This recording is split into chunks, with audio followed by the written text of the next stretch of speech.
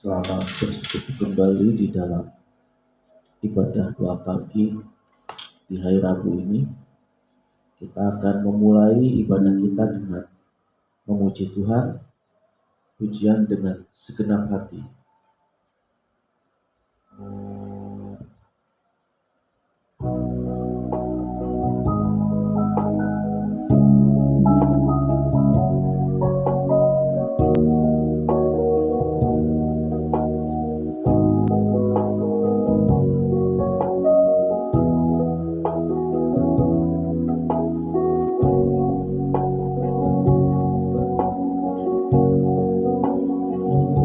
Segenap hati,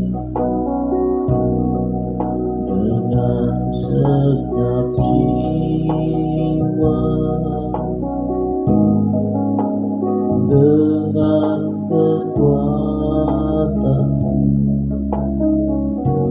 ku sembah Kau Tuhan. Dalam kekudusan-Mu ku angkat tangan-Ku, ku rindu selalu dalam hadirat-Mu. Sebab Engkau yang kudus,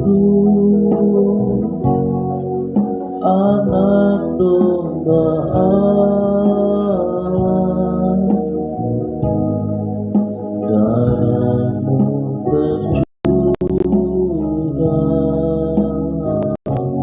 di atas Kalvari.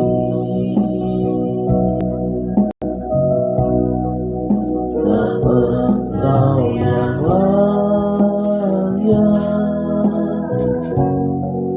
terima pujian, hormat dan kuasa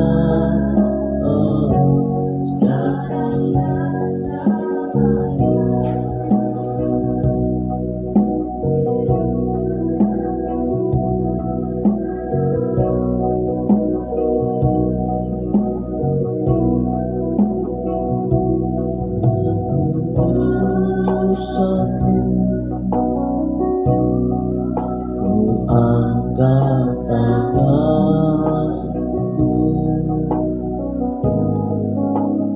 ku rindu selalu dalam hadirat-Mu.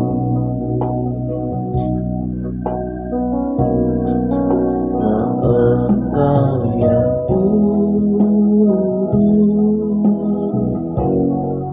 Anak Domba Allah, darah-Mu tercurah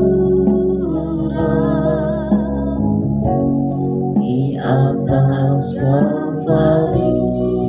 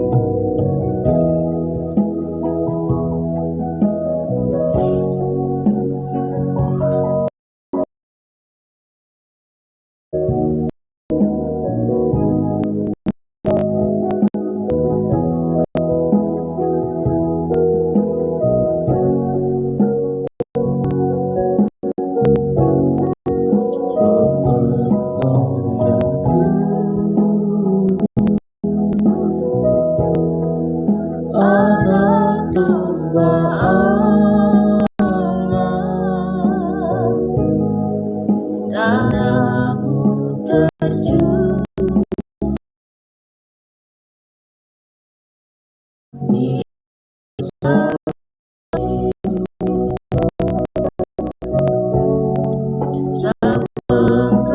yang layak terima pujian,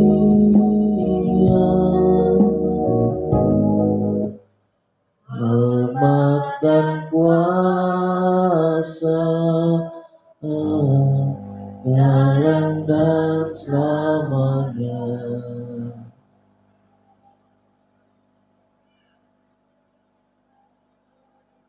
Mari kita berdoa.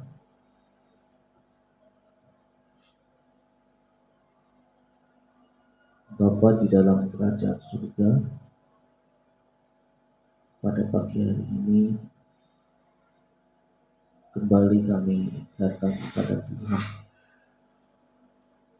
dengan segala keberadaan kami pada pagi hari ini. Kami mau mengucap syukur atas kasih dan setia Tuhan di dalam kehidupan kami hari lepas hari. Tuhan Yesus, kami senantiasa merindukan Tuhan di dalam kehidupan ini, karena kami menyadari tanpa Tuhan kami tidak dapat berbuat apa-apa. Kami lemah, kami sangat terbatas, dan kami rentan untuk sekali jatuh di dalam dosa. Biarlah tangan-Mu yang kuat yang senantiasa memimpin jalan hidup kami, sehingga jalan hidup kami tetap ada di dalam kendali Tuhan. Berikan kepada kami semangat, berikan kepada kami antusias, gairah di dalam menjalani kehidupan ini, ya Bapak. Dan biarlah setiap kekhawatiran kami, pergumulan kami, kesusahan kami serahkan semuanya ke dalam tangan-Mu, ya Bapak. Terima kasih Tuhan Yesus. Kami percaya Engkau ada, Engkau hadir, dan Engkau tidak pernah meninggalkan kami, ya Bapak. Biarlah kasih karunia-Mu, anugerah-Mu boleh terus menerus mengalir di dalam keluarga kami. Biarlah kami memperoleh damai sejahtera, sukacita, berkat-berkat Tuhan boleh melimpah. Terima kasih Tuhan Yesus. Terima kasih Bapa. Pada pagi hari ini mohon kehadiran dan pimpinan Tuhan di dalam ibadah doa pagi ini. Hanya di dalam nama Tuhan Yesus kami berdoa. Amin. Kita akan membaca firman Tuhan. Sebelumnya kita akan langsung membaca firman Tuhan saja. Kita akan membaca firman Tuhan sebelumnya di dalam surat Filipi.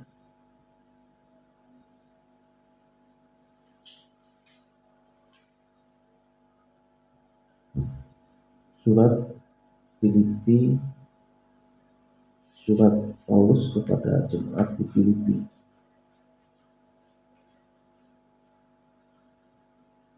Satu orang, kita akan bacanya 5 ayat.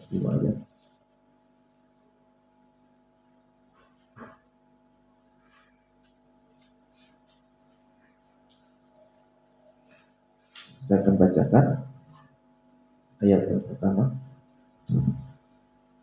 Surat Paulus kepada jemaat Filipi. Salam dari Paulus dan Timotius, hamba-hamba Kristus Yesus, kepada semua orang kudus dalam Kristus Yesus di Filipi. Kasih karunia dan damai sejahtera dari Allah Bapa kita dan dari Tuhan Yesus Kristus menyertai kami. Ucapan syukur dan doa. Aku mengucap syukur kepada Allahku setiap kali aku mengingat kamu. Dan setiap kali aku berdoa untuk kamu semua. Aku selalu berdoa dengan sukacita. Aku mengucap syukur kepada Allahku karena persekutuanmu dalam berita Injil mulai dari hari pertama sampai sekarang ini.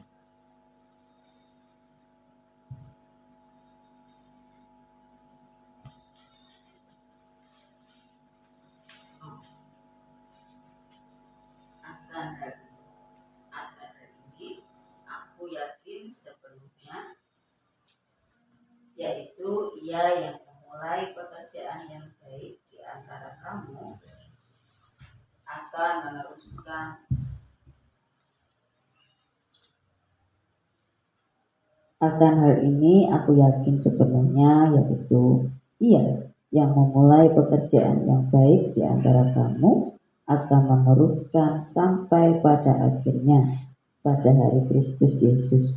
Memang sudahlah patutnya aku berpikir demikian akan kamu semua, sebab kamu ada di dalam hatiku, oleh karena kamu semua turut mendapat bagian dalam kasih karunia yang diberikan kepadaku, baik pada waktu aku dipenjarakan maupun pada waktu aku membela dan meneguhkan berita Injil.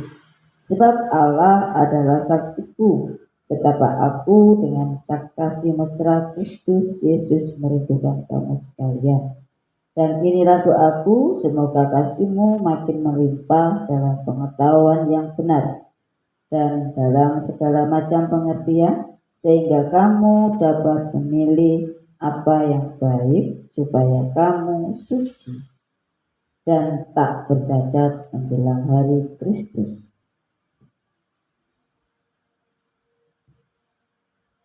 Penuh dengan buah kebenaran yang dikerjakan oleh Yesus Kristus untuk memuliakan dan memuji Allah. Kesaksian Paulus dalam penjara. Aku menghendaki saudara-saudara supaya kamu tahu bahwa apa yang terjadi atasku ini justru telah menyebabkan kemajuan Injil, sehingga telah jelas bagi seluruh istana dan semua orang yang lain bahwa aku dipenjarakan karena Kristus, dan kebanyakan saudara dalam Tuhan telah beroleh kepercayaan karena pemenjaraanku untuk bertambah berani berkata-kata tentang firman Allah dengan tidak takut. Ada orang yang memberitakan Kristus karena dengki dan perselisihan, tetapi ada pula yang memberikannya dengan maksud baik. Mereka ini memberitakan Kristus karena kasih, sebab mereka tahu bahwa aku ada di sini untuk membela Injil. Tetapi yang lain karena kepentingan sendiri dan dengan maksud yang tidak ikhlas. Sangkanya dengan demikian mereka memperberat bebanku dalam penjara. Tetapi tidak mengapa, sebab bagaimanapun juga Kristus diberitakan, baik dengan maksud palsu maupun dengan maksud jujur. Tentang hal itu aku bersuka cita, dan aku akan tetap bersuka cita, karena aku tahu bahwa kesudahan semuanya ini ialah keselamatanku oleh doamu dan pertolongan Yesus Kristus. Sebab yang sangat kurindukan dan kuharapkan ialah bahwa aku dalam segala hal tidak beroleh malu, melainkan seperti sedia kala. Demikian pun sekarang Kristus dengan nyata dimuliakan di dalam tubuhku, baik oleh hidupku maupun oleh matiku.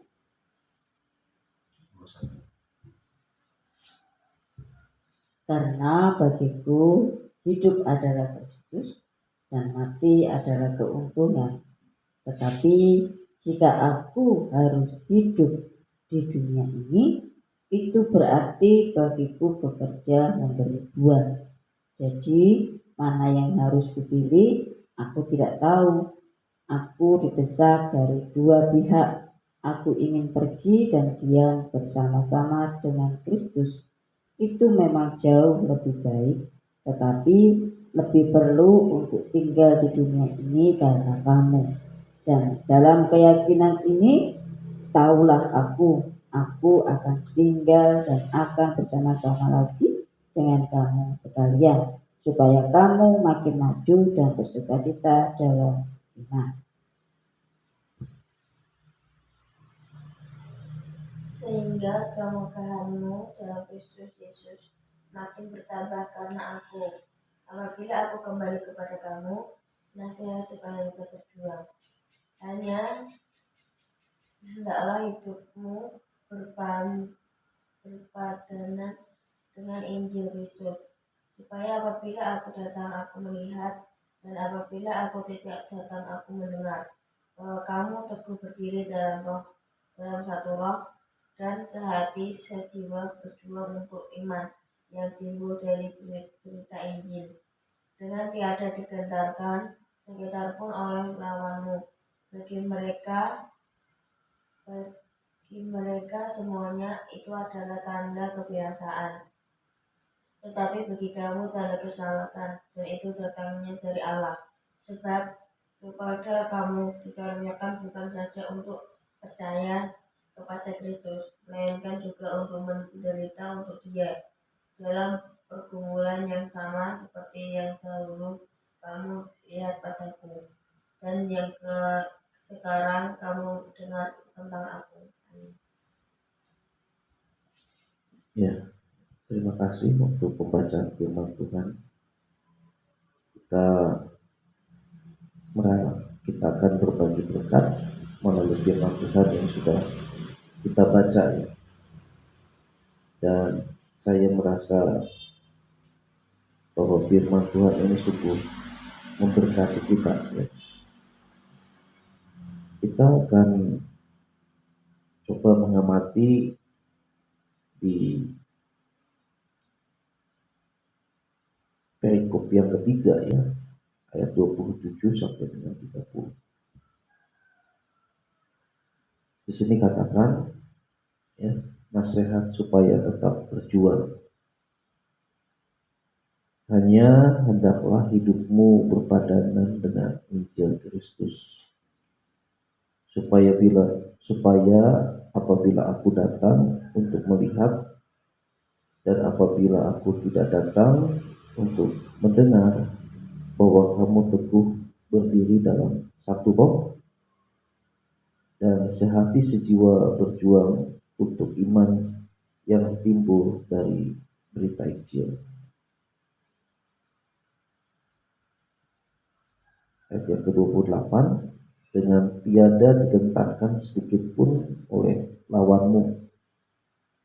Bagi mereka semua itu adalah tanda kebinasaan, tetapi bagi kamu tanda keselamatan, dan itu datangnya dari Allah. Ayat 29, sebab kepada kamu dikaruniakan bukan saja untuk percaya kepada Kristus, melainkan juga untuk menderita untuk Dia, dalam pergumulan yang sama seperti yang dahulu kami lihat padaku, dan yang sekarang kamu dengar tentang aku. Di sini saya diberkati melalui ayat 29 ini ya. Sebab kepada kamu dikaruniakan bukan saja untuk percaya kepada Kristus, melainkan juga untuk menderita untuk Dia. Jadi kalau kita mengamati ayat 29 ini di dalam Filipi pasal 1,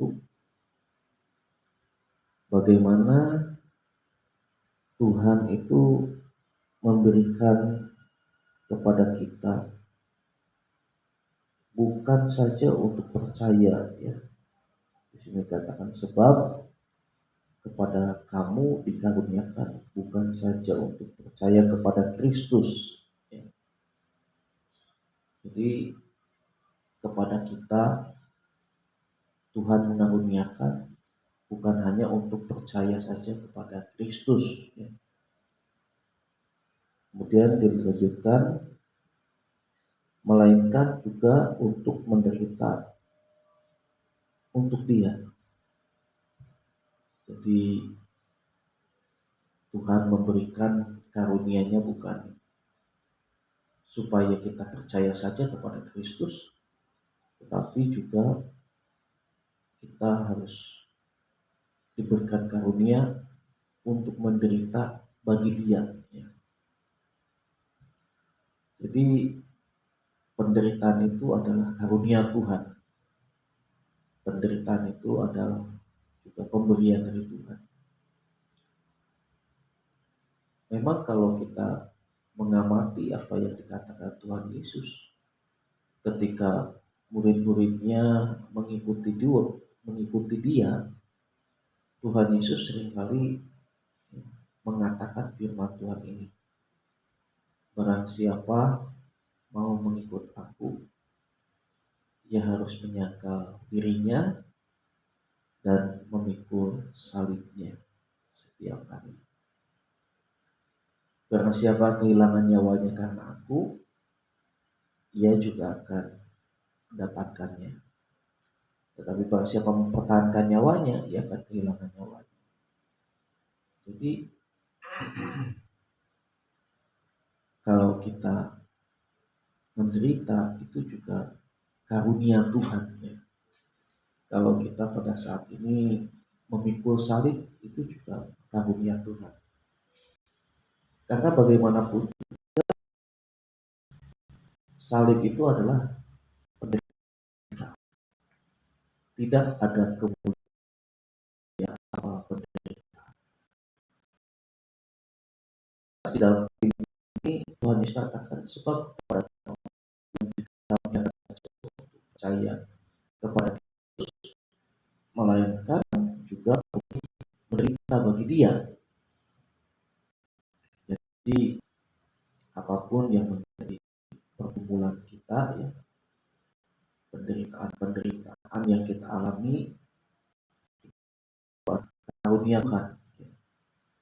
Tetapi penderitaan kita bukan disebabkan oleh karena kebodohan kita, juga bukan oleh karena dosa kita. Tetapi kita sudah berusaha hidup sebaik mungkin, hidup berusaha untuk berkenan kepada Allah, ya. Tetapi penderitaan itu enggak kunjung selesai, ada terus, ya. Itu juga karunia Tuhan. Nah, mengenai ayat yang saya singgung tadi, bahwa ketika Tuhan Yesus mengatakan, barang siapa mau mengikut aku, ia harus menyangkal dirinya dan mengikut aku. Jadi syarat untuk mengikuti Tuhan, kita harus menyalibkan keakuan kita. Jadi benar-benar kedagingan kita itu harus disalibkan, ya. Manusia lama kita itu harus disalibkan. Jadi belajar, ya, seperti apa yang firman Tuhan katakan, barang siapa mau mengikut aku, ia harus menyangkal dirinya. Menyangkal dirinya berarti dia tidak menonjolkan atau tidak mengutamakan keinginan dirinya sendiri, kedagingannya sendiri. Karena terus terang bahwa manusia itu lebih cenderung memiliki keinginan-keinginan daging, ya. Dan keinginan-keinginan daging itu memang harus disangkal. Dan itu memang tidak mudah, tidak bisa langsung sekaligus. Bahkan keakuan kita, ya, keegoisan kita. Jadi Tuhan Yesus katakan, ya, barang siapa mau mengikut aku, dia harus menyangkal dirinya. Ya. Kenapa? Bahwa kita itu harus menyangkal dirinya, karena kehidupan kita yang memang merupakan eh, keinginan-keinginan daging itu memang harus disangkal ya. Seperti di dalam Galatia pasal 5 ya. Galatia pasal 5 itu dikatakan ayat 22 ya. Galatia 5 ayat 22, apa saja yang harus disangkal itu ya.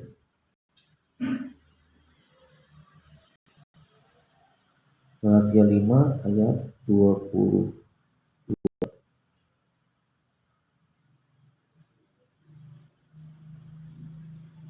Ayat 19, mulai ayat 19 ya, katakan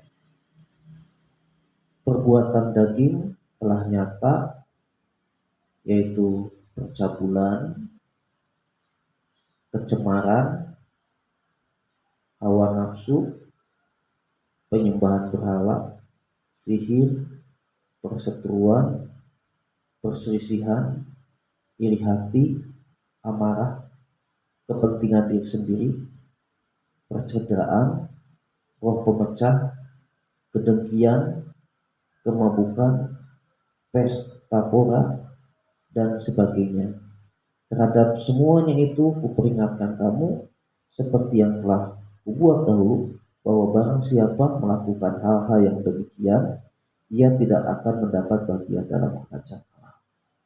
Jadi bagaimanapun, ya kita memang tidak bisa langsung menghilangkan manusia lama kita atau kedagingan kita itu. Kita hanya bisa paling mengurangi ya kadarnya mungkin dari 100% jadi 95, 90.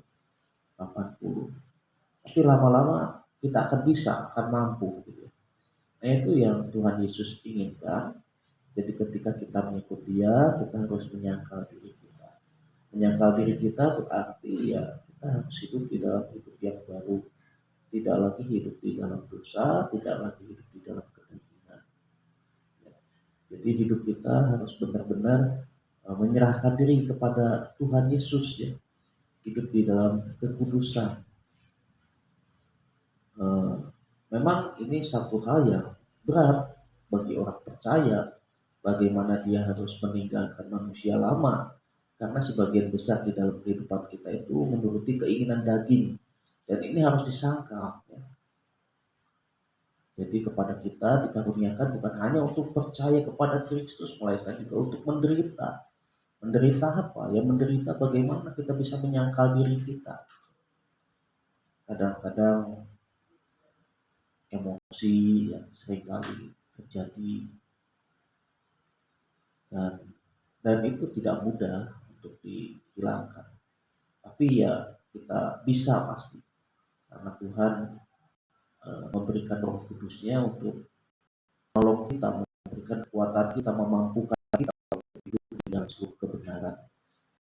Dan bukan hanya itu, dikatakan bahwa siapa mengikut aku, dia harus menyangkal diri dan memikul salib. Nah ini memikul salib itu kadang-kadang memang susah sekali ya, karena kita diuji oleh berbagai macam keadaan, diuji dengan waktu, diuji dengan teman-teman, saudara-saudara kita, bahkan orang-orang yang terdekat dengan kita. Dan kita katakan bahwa barang siapa mengikut aku, dia harus menyangkal diri dan memikul salib. Salib apa yang kita saat ini rasakan ya, mungkin rasanya ikut Tuhan itu rasanya berat sekali gitu ya, dan rasanya ingin menghindar gitu, rasanya ingin ikut Tuhan ini kok saya abot gitu ya. Nah kita harus tetap bertahan bagaimanapun juga ya. Karena orang yang bertahan sampai kesudahannya dia akan selamat. Jadi apapun yang menjadi pergumulan kita saat ini ya, mungkin ada pujian itu mengatakan bila hati terasa berat ya, berat, mau bangun rasanya jadi susah gitu kan. Kadang-kadang ketika kita bangun pagi, pikiran kita sudah berpikiran yang tidak, tidak ada gairah, tidak ada semangat, apalagi harus mengerjakan itu, mengerjakan ini, melakukan ini, rasanya hidup itu bosan. Tapi kita tetap harus ingat bahwa Tuhan memberikan kepada kita itu karunia bukan hanya untuk percaya, tetapi juga untuk menderita. Penderitaan kita saat ini apa? Mungkin masalah ekonomi, ya. Semakin hari rasanya semakin sulit, ya. Mungkin masalah hubungan, masalah pekerjaan, masalah pendamping hidup atau apapun itu juga bisa menjadikan salib di dalam diri kita, yang membuat rasanya kita itu berat, susah, seolah-olah wah tidak ada gairah, tidak ada semangat gitu. Rasanya menjalani kehidupan ini rasanya berat sekali. Dan itu ya harus kita tetap setia, harus kita tetap bertahan. Firman Tuhan katakan berdirilah teguh, janganlah goyah, giatlah selalu di dalam pekerjaan Tuhan, karena jerih payahmu dengan Tuhan itu tidak akan sia-sia. Ya, mungkin ada teman-teman, saudara-saudara kita yang pada saat ini bangun pagi dengan keadaan bergumulan, apalagi badan rasanya kalau bangun sakit semua gitu kan. Wah, mau menjalani itu rasanya berat. Ya kita berdoa kepada Tuhan, minta pertolongan Tuhan, minta kekuatan Tuhan. Bahwa di dalam Tuhan tidak ada yang mustahil. Apapun yang terjadi, seperti firman Tuhan katakan, ya memang kepada kita itu dikaruniakan tidak hanya untuk percaya, tetapi juga menderita bersama dengan Dia. Nah, penderitaan apapun, anggaplah itu sebagai karunia dari Tuhan, dan melalui penderitaan itu adalah vitamin, nutrisi bagi kita. Untuk apa? Untuk kita senantiasa kuat, sehingga kita memiliki antibodi yang kuat. Kalau orang sudah terbiasa menderita, orang sudah terbiasa susah, ya dia akan tahan banting. Dia akan, terbiasa lah. Tapi kalau orang-orang gampang, ya mungkin terbiasa hidupnya enak, nyaman, segala sesuatu ada, itu ketika menghadapi kesulitan, ketika menghadapi permasalahan-permasalahan, mungkin dia harus bergumul 2 kali lipat, ya. Beda dengan orang-orang yang sudah senantiasa menderita. Oleh karena itu, biarlah melalui renungan menjelang Jumat Agung ini kita mengenang salib Kristus, ya. Bagaimana Kristus begitu menderita ketika dia akan melakukan karya terbesarnya di atas kayu salib. Dan dia menderita bukan hanya penderitaan badani, tetapi juga dia menderita penderitaan secara jiwa, ya. Jadi secara fisik dia menderita, secara jiwa juga menderita, secara hati, psikologis juga menderita. Bagaimana orang-orang yang terdekat dengan Tuhan Yesus sendiri, yang mungkin secara manusia dapat diandalkan, dapat diharapkan, tetapi malah mereka mengundurkan diri, mereka meninggalkan Tuhan Yesus semuanya ketika Yesus dia dalam keadaan menderita.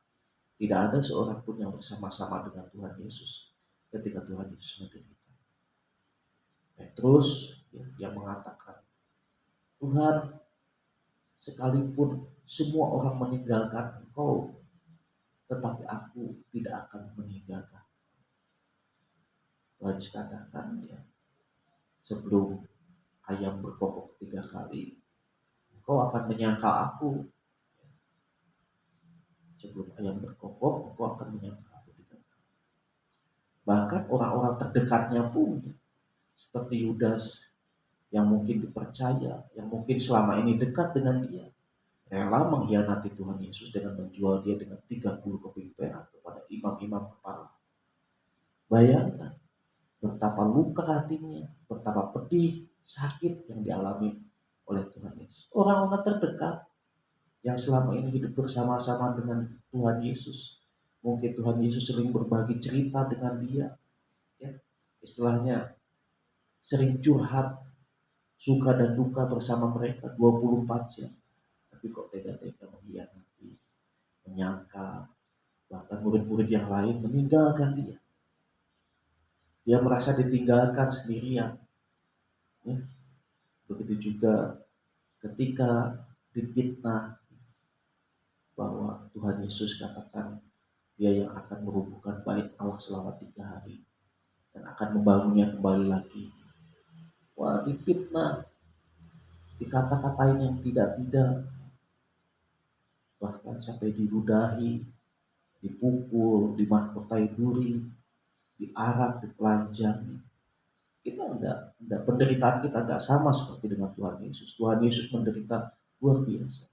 Sehingga ketika kita menderita pada pagi hari ini, pandang salib Yesus, pandang penderitaan Yesus, sampai Yesus mengatakan, Eli, Eli lama sabachthani, mengapa kau meninggalkan aku? Jadi biarlah di dalam peristiwa kita menjelang Paskah, ya, kalau kita hari Rabu ini, kita boleh mengenang penderitaan-penderitaan yang dialami Tuhan Yesus. Kita menderita belum sampai dimahkotai duri, belum sampai diarak, belum sampai dicambuk. Ya. Tuhan Yesus menderita penderitaan badani supaya iman kita kuat ketika kita mengalami berbagai macam masalah, ketika kita menghadapi macam penderitaan apapun. Mari kita pandang salib Yesus yang memberikan kekuatan. Amin. Ya, itulah yang bisa saya sampaikan pada pagi hari ini, bahwa kita dikaruniakan bukan hanya untuk percaya kepada Yesus, tetapi menderita bersama-sama dengan Dia. Amin. Saya silakan kepada Ibu Mary.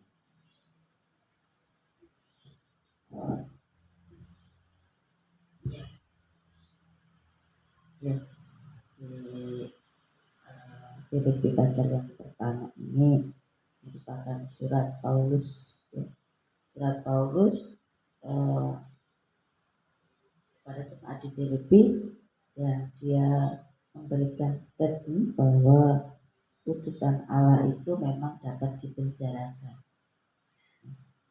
Kalau kita bisa merangkum dari surat Filipi ini, tetapi kebenaran mengenai Kristus tidak dapat dipenjarakan. Ya. Kebenaran mengenai Kristus itu tidak dapat dipenjarakan. Nah, di sini jelas sekali, ya, bahwa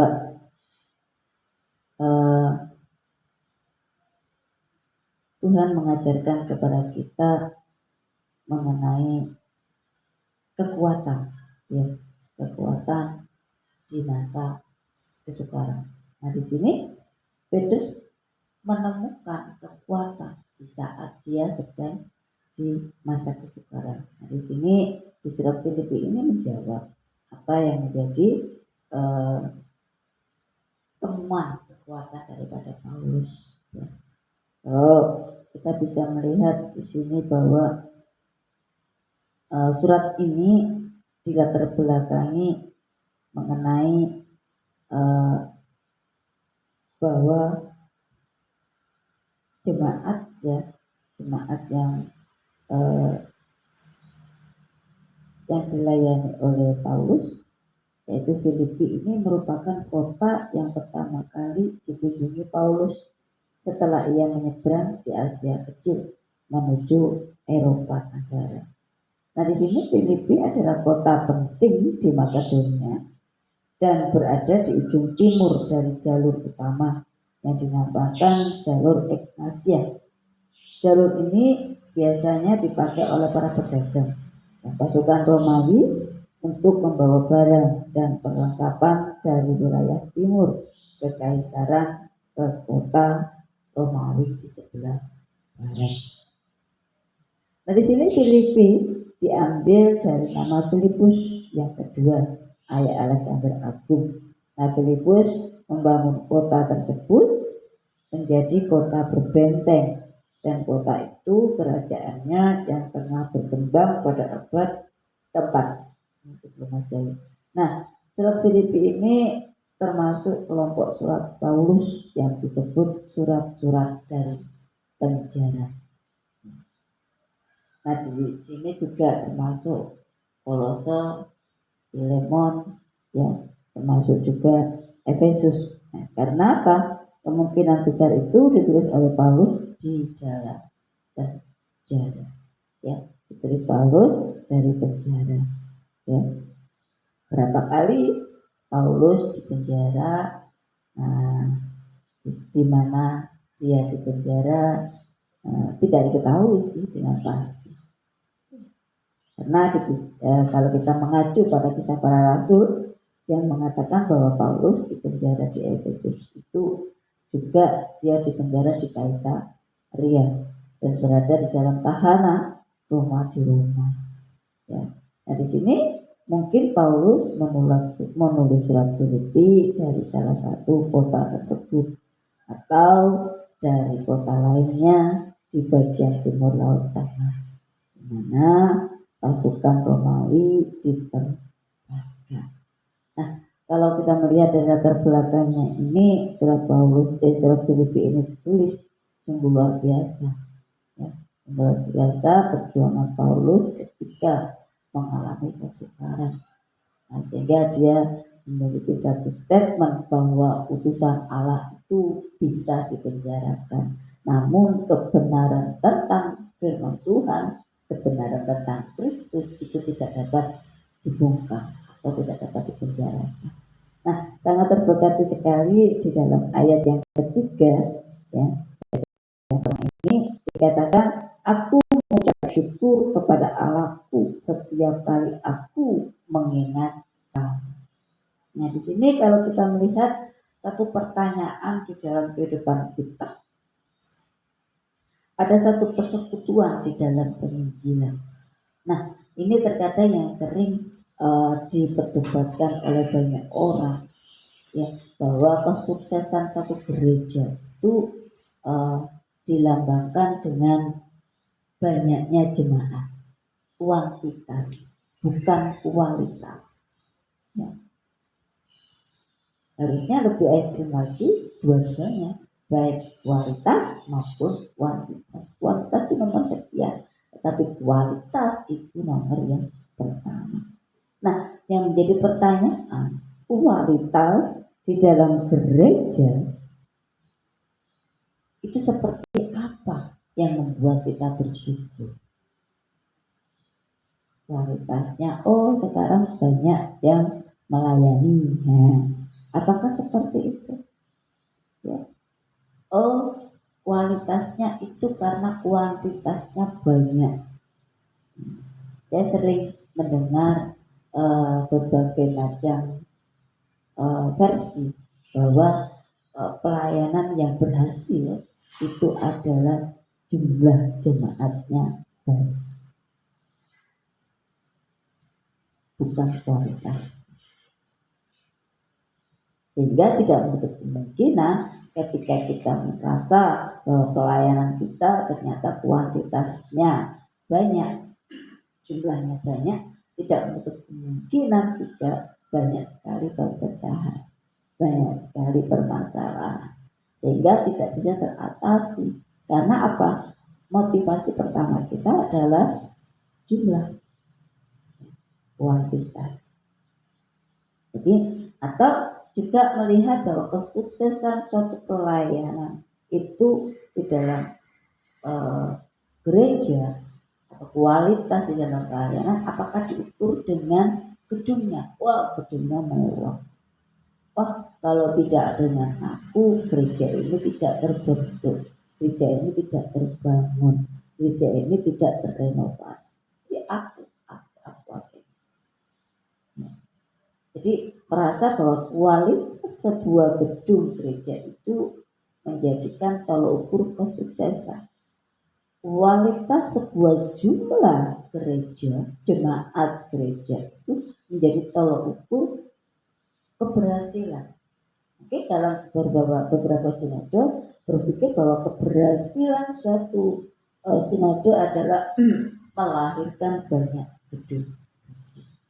Nah, di sini kita juga sangat terberkati di dalam surat Filipi bahwa kita berpikir apakah kualitas satu gereja atau komisi itu dalam programnya baik nih, programnya oke nih, berarti orang-orangnya oke.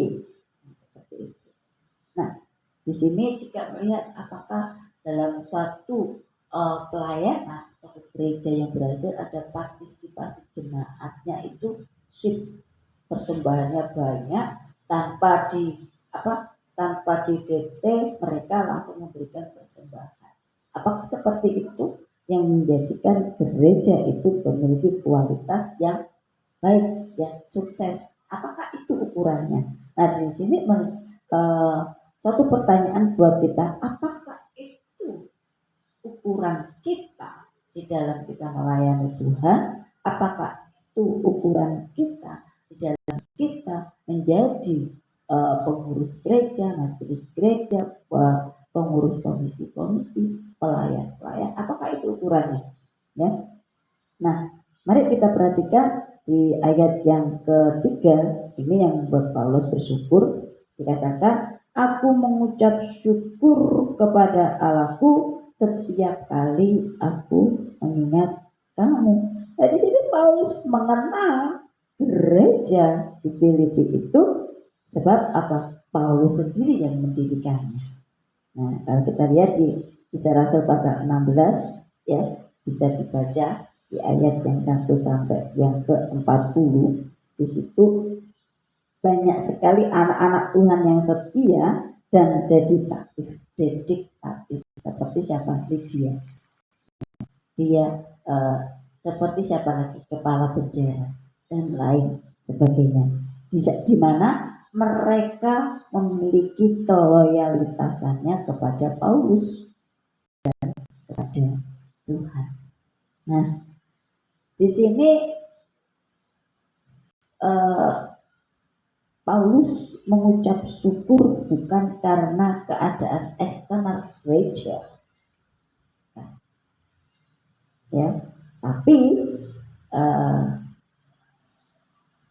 Paulus memiliki rasa syukur itu karena apa?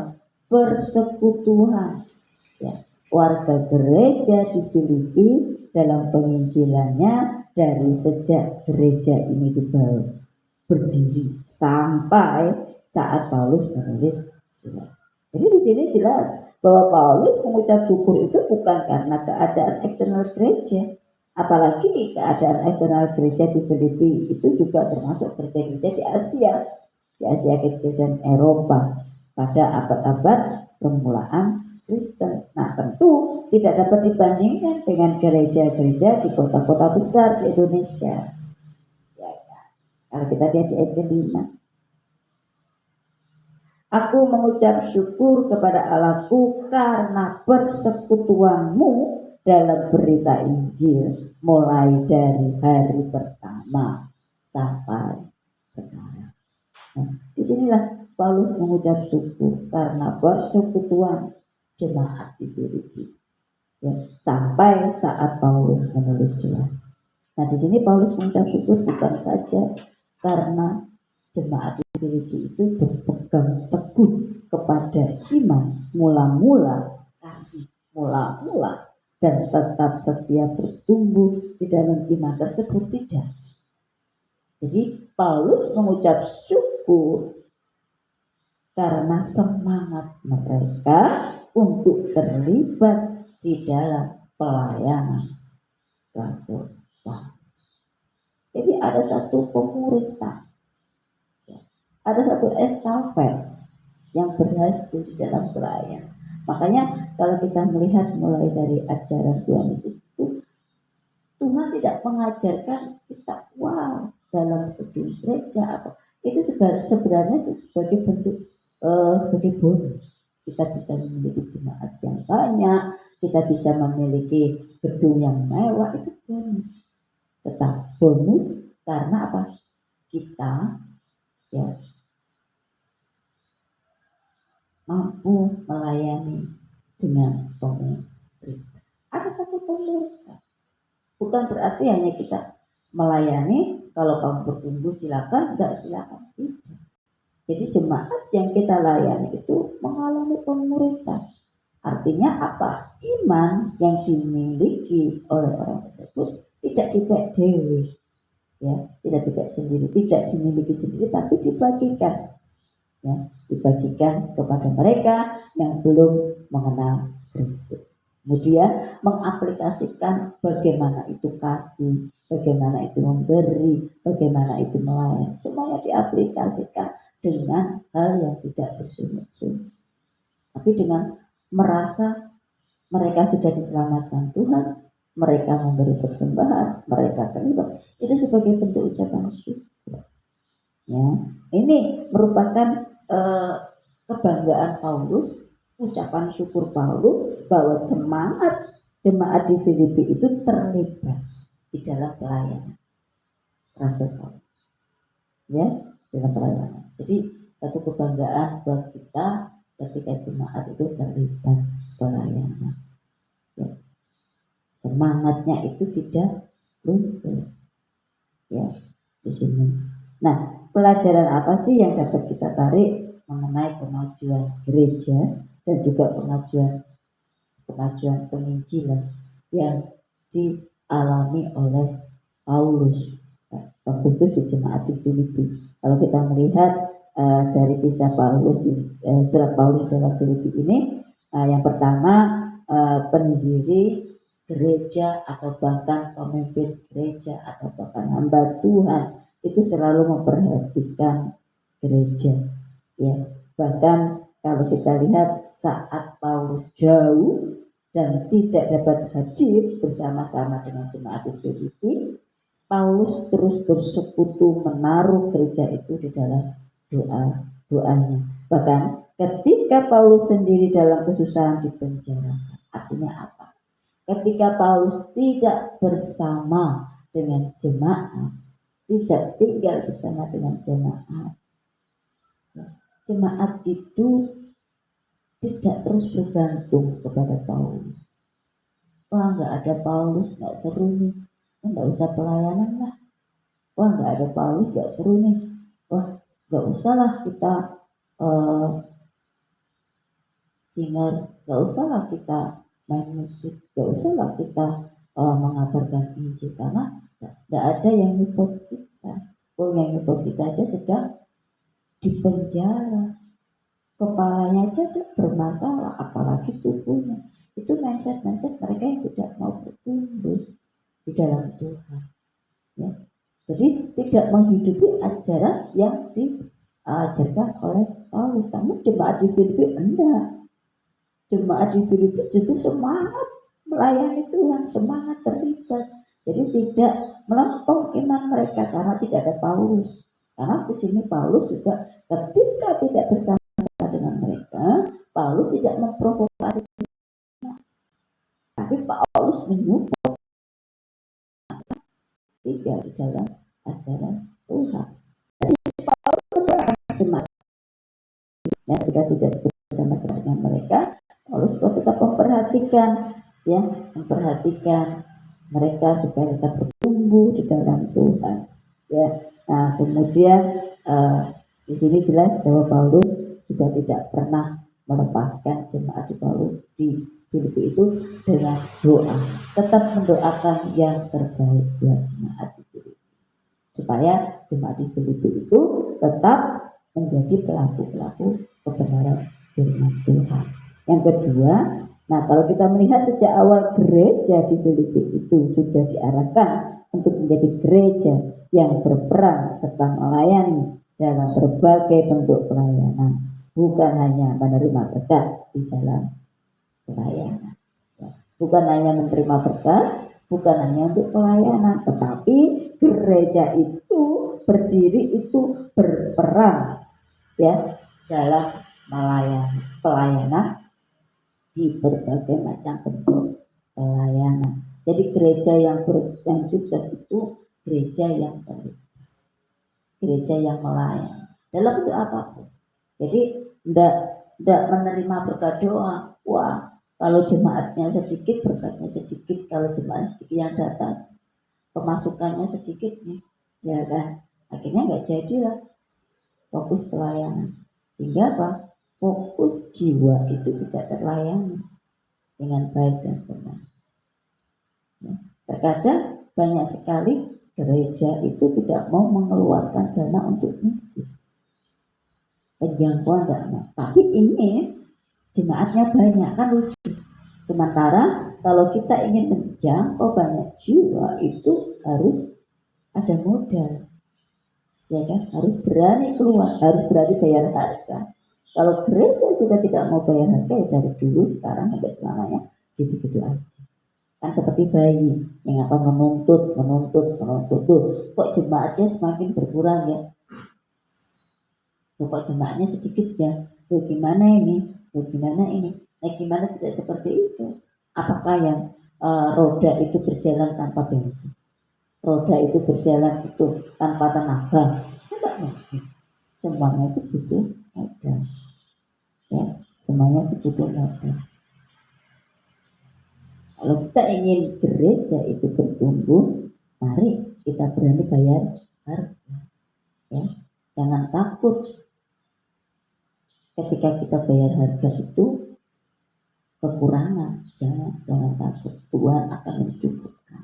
Ya, ini gereja yang bertumbuh. Nah, sini ya yang harus kita tekankan bahwa gereja yang memimpin dan gereja yang pemimpin dan jemaatnya itu terfokus melayani Injil Kristus akan menjadi gereja yang sukses di mata Allah. Menjadi perenungan buat kita, apakah gereja yang kita layani, apakah gereja yang ada di dalam kehidupan kita itu menjadi gereja yang melayani Injil Kristus atau melayani diri sendiri, sibuk dengan pemasukan, sibuk dengan program, sibuk dengan jumlah, tapi tidak berani bayar harga di dalam mengutamakan Injil. Apakah itu yang ada dalam kehidupan kita? Mari jangan kita menilai kesuksesan gereja itu di dalam ukuran duniawi. Gereja yang sukses jika setia menginjili dan bertumbuh di dalam iman. Jadi bahan perenungan kita pagi ini. Amin.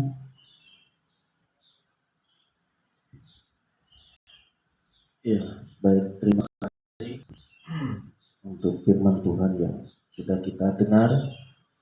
Kita akan kembali menaikkan doa-doa kita pada pagi hari ini. Yang pertama, kita berdoa untuk pergumulan kita masing-masing, ya, kita serahkan kepada Tuhan. Apapun yang kita alami, apapun yang kita rasakan, apapun yang menjadi harapan-harapan, mari kita semuanya bawa kepada Tuhan. Dan percayalah bahwa Tuhan akan senantiasa memberikan segala sesuatu sesuai dengan waktu dan kehendaknya Tuhan. Kita juga berdoa untuk orang-orang yang terdekat dengan kita, yang kita kasihi, ya. Dan kita juga berdoa untuk keluarga-keluarga, sanak famili kita, baik yang ada di luar kota, kita doakan mereka. Kita doakan juga untuk gereja Tuhan di tempat ini. Kita berdoa untuk rencana pagi hari ini ada kunjungan dari notaris, ya. Tuhan menolong, Tuhan memberkati jam 8. Dan juga kita berdoa untuk nanti sore ada rapat majelis, kita doakan.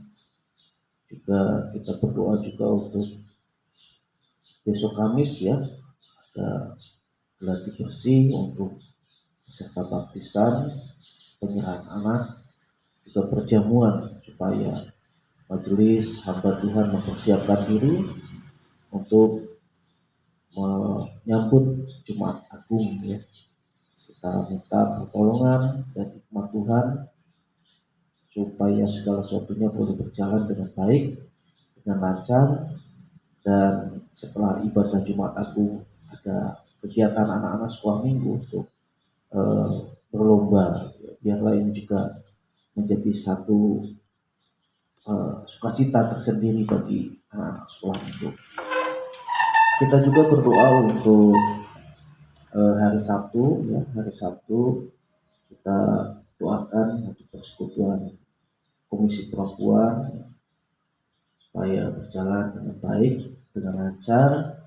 Juga untuk hari Minggu kita tetap doakan baik untuk hamba Tuhan yang melayani, baik itu liturgos, pemain musik ya, semuanya kita bawa ke dalam doa. Dan juga setelah kebaktian ada perjamuan kasih dari jemaat ya, kita juga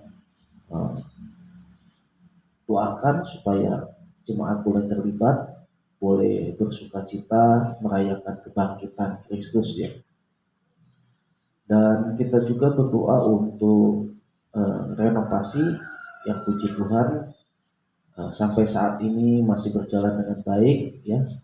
Dan kita doakan untuk panitia, untuk yang mengerjakan, untuk yang memberikan persembahan supaya Tuhan memberkati mereka. Begitu juga kita berdoa untuk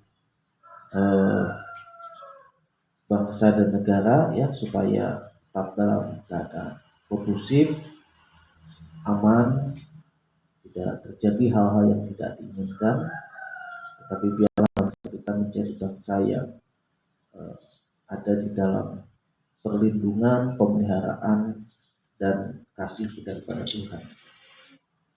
Kita juga berdoa untuk kota Jepara di tempat ini supaya Tuhan menolong, Tuhan memberkati.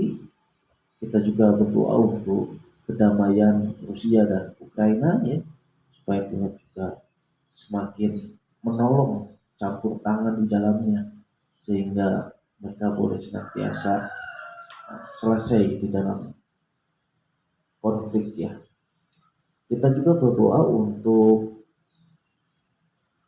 rencana setiap kegiatan di tempat ini ya, baik itu untuk doa puasa kita doakan, untuk doa pagi juga kita doakan, untuk persekutuan yang ada kita doakan, dan biarlah semuanya kita dapat jalani dengan penuh sukacita, dengan penuh kebaikan yang daripada Tuhan.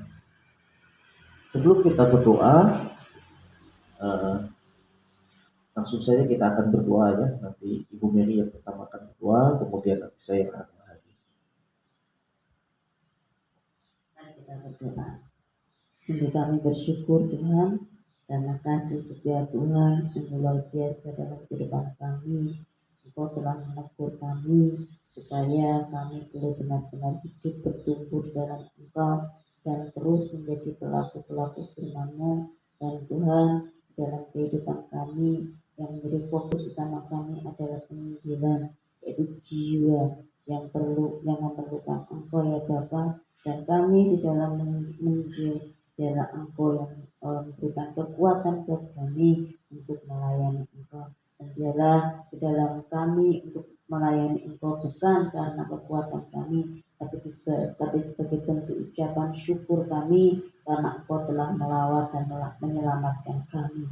Kami juga berdoa Tuhan di dalam setiap langkah kehidupan kami supaya kami tetap teguh iman percaya kami, karena di dalam kehidupan kami hanya Engkau lah Allah senjata kehidupan kami. Dengan demikian bahwa kehidupan kami boleh semakin bertumbuh ke arah Kristus. Demikian juga jemaat Tuhan dimanapun mereka berada, apapun mereka gereja mereka, apapun menjadi pergumulan mereka dalam mengiring Engkau, biarlah Engkau memberkati mereka.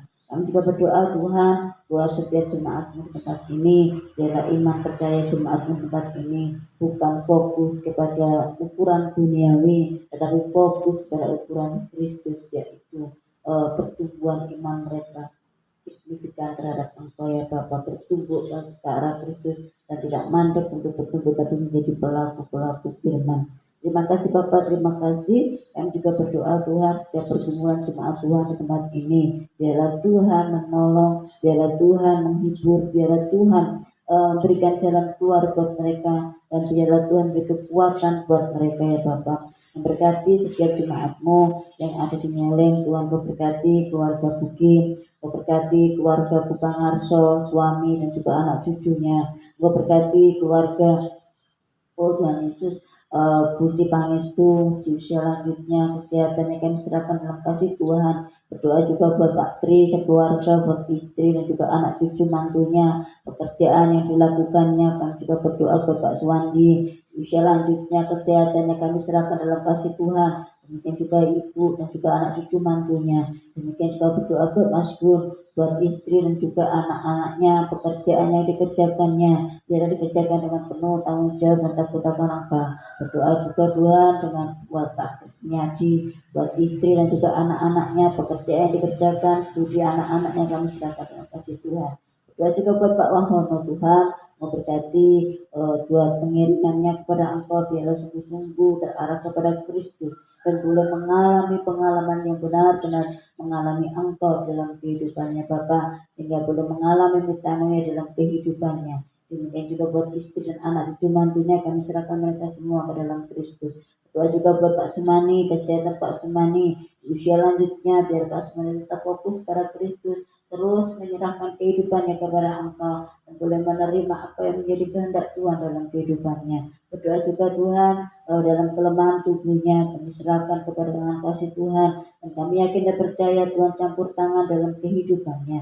Kami berdoa juga buat Ibu Sumani dan juga anak cucu mantunya, biarlah mereka boleh mendukung untuk proses pemulihan kesehatan hamba-Mu ini ya Bapak. Oh Tuhan Yesus, Kau jamah jantungnya, Kau jamah lambungnya ya Bapak, dan biarlah nama Tuhan dimuliakan dalam kehidupannya. Berdoa juga Tuhan buat Pak Suradi dan Ibu dan juga anak cucu mantunya, pergumulannya untuk kesehatan asli Kau, biarlah Tuhan menjamah jemaat hamba-Mu ini Tuhan, dan pasti Kau boleh mengalami pengalaman bersama dengan Kristus dan boleh mengalami kesembuhan total dalam kehidupan terkhusus jiwanya ya Bapak. Kami berdoa juga buat Bu Hasim, kesehatan Bu Hasim kami serahkan dalam kasih Tuhan. Di usia yang selanjutnya Tuhan kami serahkan sepenuh ke dalam kasih Tuhan. Biarlah Kau berkati kehidupannya, anak cucu mantunya ya Bapak. Berdoa juga Tuhan buat Tuhan Yesus, buat Mbak Tami sekeluarga, buat anak-anaknya dan suaminya kami serahkan dalam kasih Tuhan. Biarlah setiap pergumulannya dipertaruhkan dalam Engkau, dan Engkau Allah yang memulihkannya ya Bapa. Berdoa juga Tuhan buat Bu Kustini, biarlah Kau berkati kesehatan Bu Kustini di usia lanjutnya.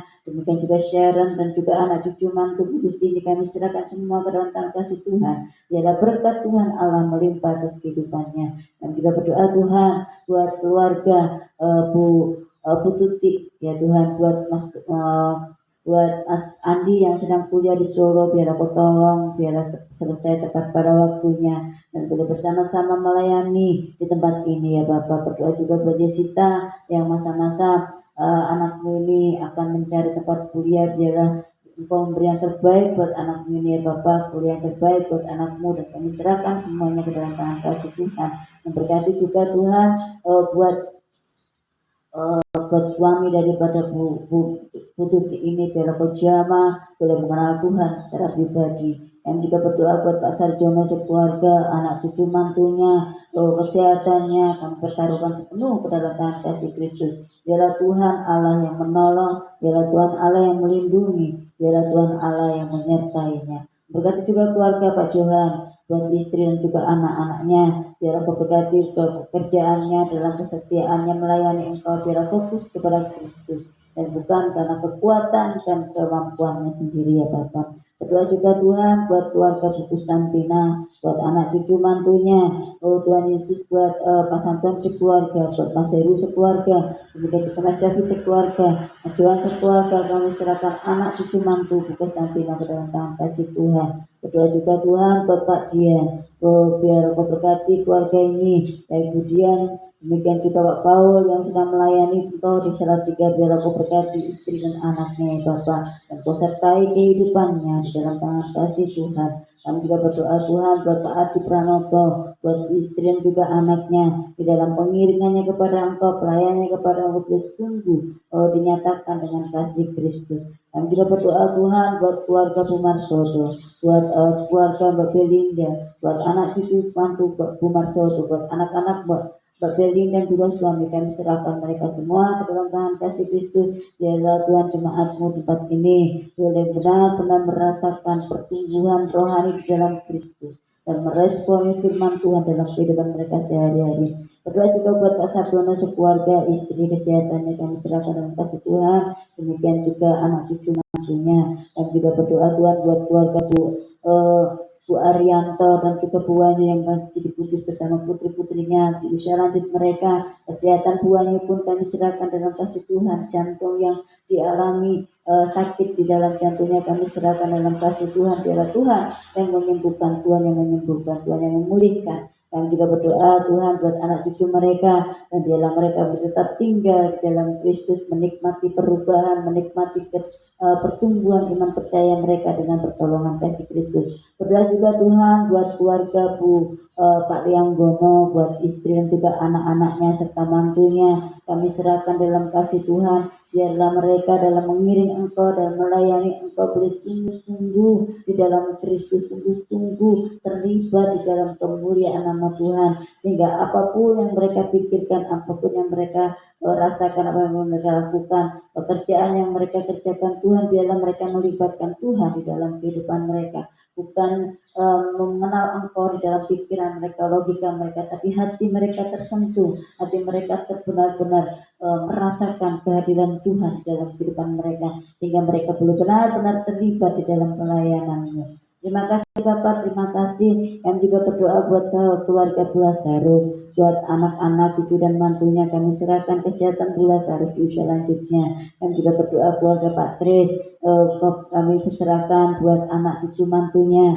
Biarlah keluarga Pak Tris ini boleh menikmati kemurahan Tuhan, boleh menikmati kasih Kristus, boleh menikmati pertolongan Tuhan dalam sehari-hari kehidupan mereka. Kami juga berdoa Tuhan buat keluarga Bu Tarmise sekeluarga, buat anak cucu mantunya, baik keluarga Mas Doni, baik keluarga Mbak Yesi, baik keluarga Mas Randy. Kami serahkan mereka semua ke dalam tangan kasih Kristus. Kami berdoa juga Tuhan buat keluarga Peter, biarlah Peter boleh menikmati pertumbuhan iman percaya di arah Kristus, berkati orang tua dan juga kakaknya ya Bapak, berkati studinya, berkati pekerjaan orang tua dan kakaknya. Terima kasih Tuhan. Kami juga berdoa buat Bu Tati Marbau, buat suami dan juga anak-anaknya. Tuhan, kami serahkan mereka semua ke dalam tangan kasih Kristus. Biarlah mereka boleh menikmati pertumbuhan iman di dalam Kristus dan menjadi pelaku-pelaku firman-Mu, dan tetap kuat ketika menghadapi berbagai macam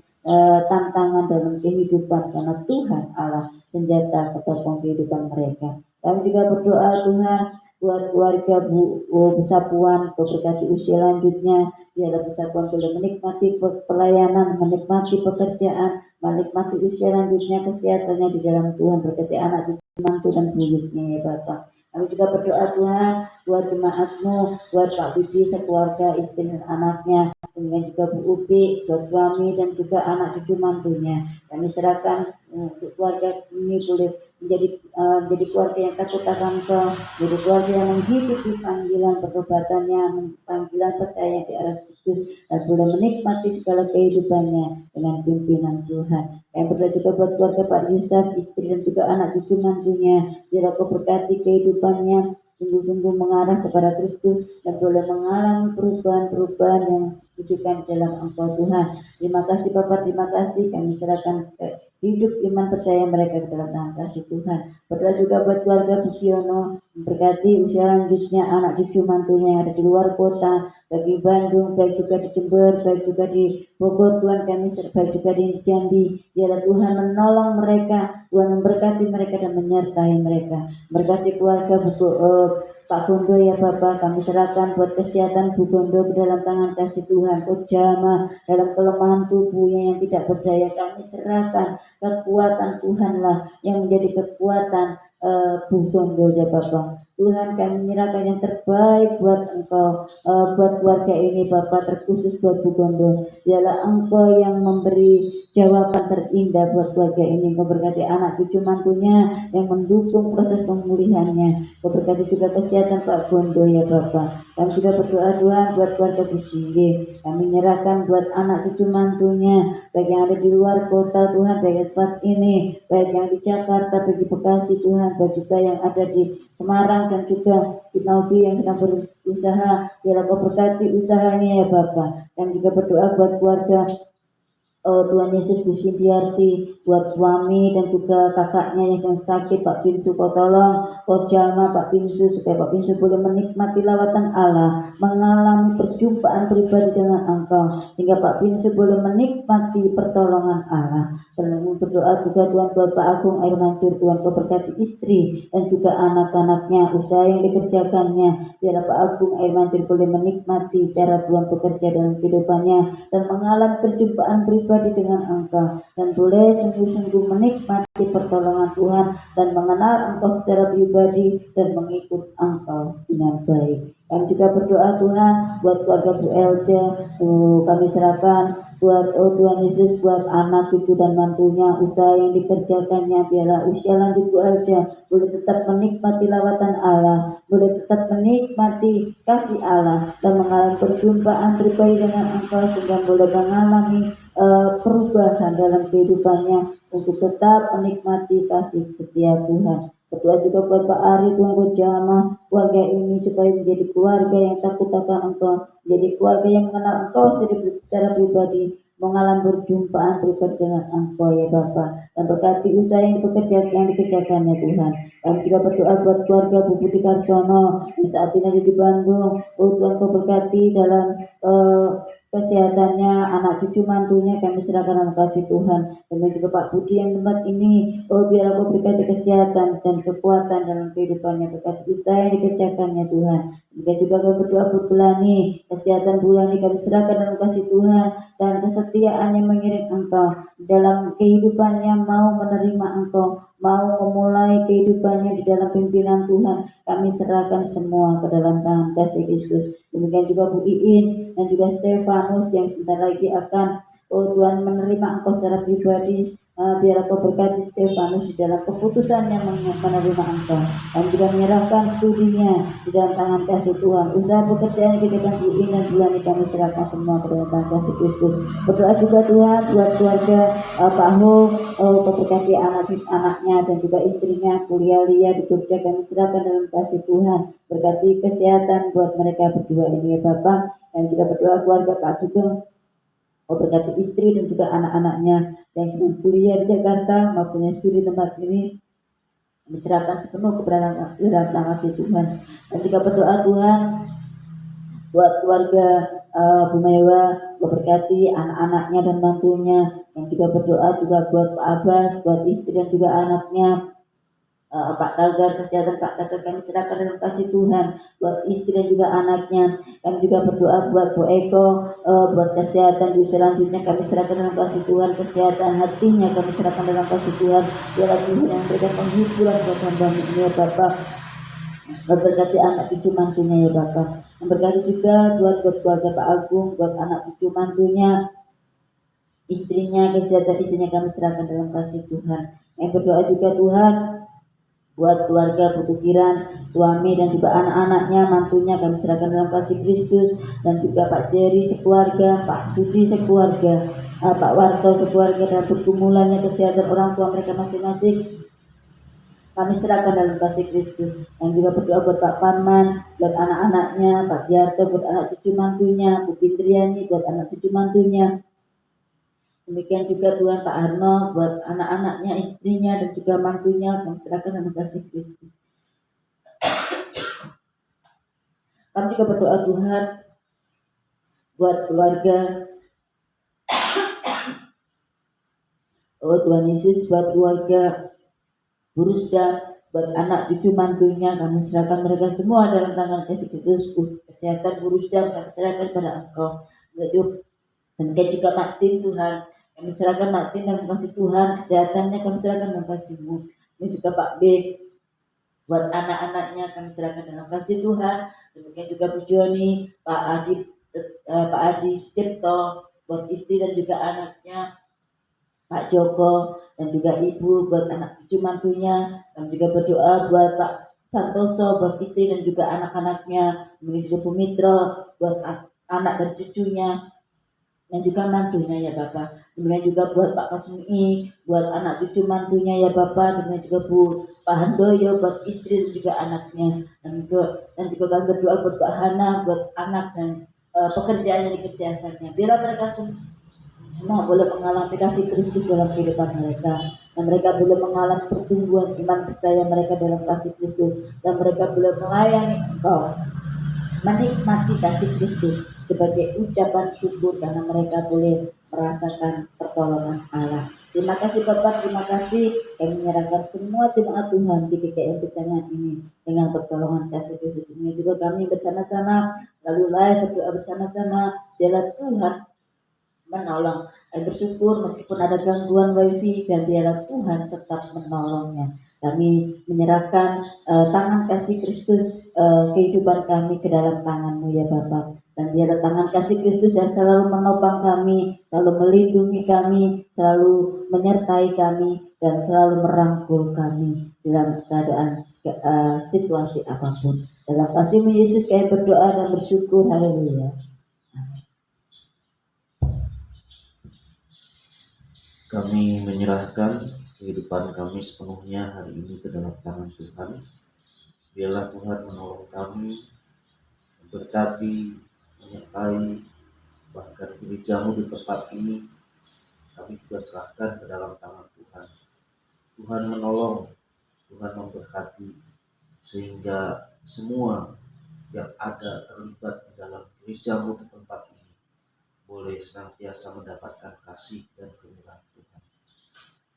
Kami berdoa untuk majelis, biarlah Tuhan juga menolong, memberkati mereka, sehingga apapun yang mereka kerjakan boleh mereka kerjakan dengan segenap hati seperti untuk Tuhan, bukan untuk manusia. Dan kami juga berdoa untuk acara pagi hari ini, ada pertemuan di Simon, Tuhan menolong, Tuhan memberkati. Dan kami juga menyerahkan Tuhan untuk besok hari Kamis, Tuhan menolong dan memberkati setiap acara. Semua Tuhan kami serahkan semua ke dalam tangan Tuhan. Bapa di surga, kami menyerahkan kehidupan kami pada pagi hari ini ke dalam tangan Tuhan. Berikan sukacita dan sejahtera daripada Tuhan. Dan apapun yang akan kami kerjakan, buatlah berhasil Tuhan. Sertai kami dan berkatilah kami. Di dalam nama Tuhan Yesus Kristus kami berdoa. Haleluya. Amin.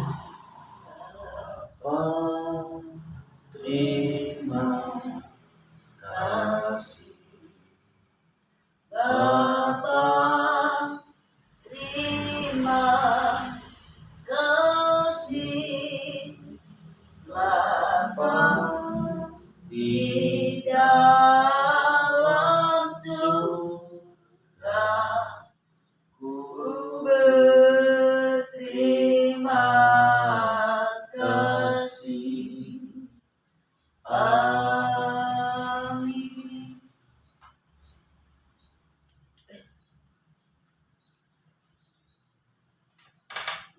Selamat pagi, selamat beraktivitas. Tuhan Yesus memberkati kita semua. Haleluya. Amin.